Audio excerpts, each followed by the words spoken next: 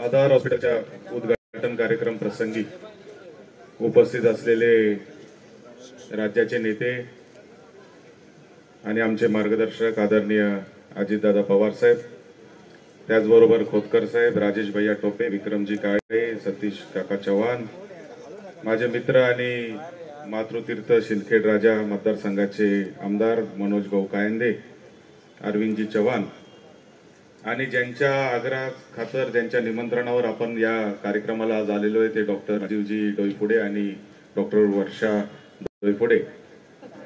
खरं तर हॉस्पिटलचं उद्घाटन आणि हे सगळं कार्यक्रम, या अशा कार्यक्रमात काय भाषण करावं हा खरा प्रश्न माझ्यासारख्या समोर पहिला निर्माण झाला आहे।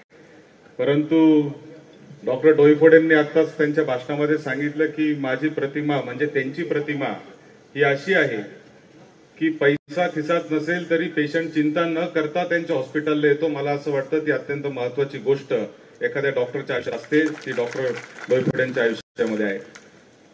इथे राजेश भैयांनी सांगितलं की महात्मा फुले जन आरोग्य योजनेची सुरुवात इथं झाली पाहिजे।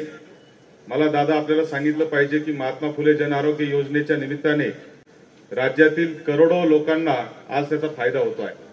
महाराष्ट्र हे एकमेव राज्य आहे की ज्याच्यामध्ये कुठल्याही उत्पन्नाची आट नाही, जातीची आट नाही, कशाची आट नसताना 5 लाखापर्यंतचे उपचार ते आपण मोफत करण्याचा निर्णय घेतलेला आहे। मला असं वाटतं की त्याबाबत अजितदादांचं अभिनंदन आपण या निमित्ताने केलं पाहिजे। महाराष्ट्राच्या राजीव गांधी जीवनदायी योजना आपण पूर्वी सुरू केली, त्याला महात्मा फुले नाव नंतर कालांतराने दिलं गेलं आणि त्या योजनेच्या माध्यमातून आज फार मोठी क्रांती आरोग्याच्या बाबतीमध्ये झालेली आहे। आज आपण पाहतो की पेशंटला जर हॉस्पिटलमध्ये घेऊन जायचं असेल तर सगळ्यात पहिला अंगावर काटा येतो की बाबा आता ह्याच्यामध्ये बिल किती होणार आहे। आज पेशंट असे अनेक पेशंट असे आहेत की ते बिलाच्या आकडे पाहून जास्त आजारी पडत असतील असे पेशंट आहे। आणि अशा परिस्थितीमध्ये आधार सारखं हॉस्पिटल येतं आणि डॉक्टर डोईफोडेंसारखा माणूस येतो का जो माणुसकीतून डॉक्टरकीचं काम करतो। मला असं वाटतं की त्यांना प्रोत्साहन देण्यासाठी या ठिकाणी आपण सर्वजण आज आलेलो आहे।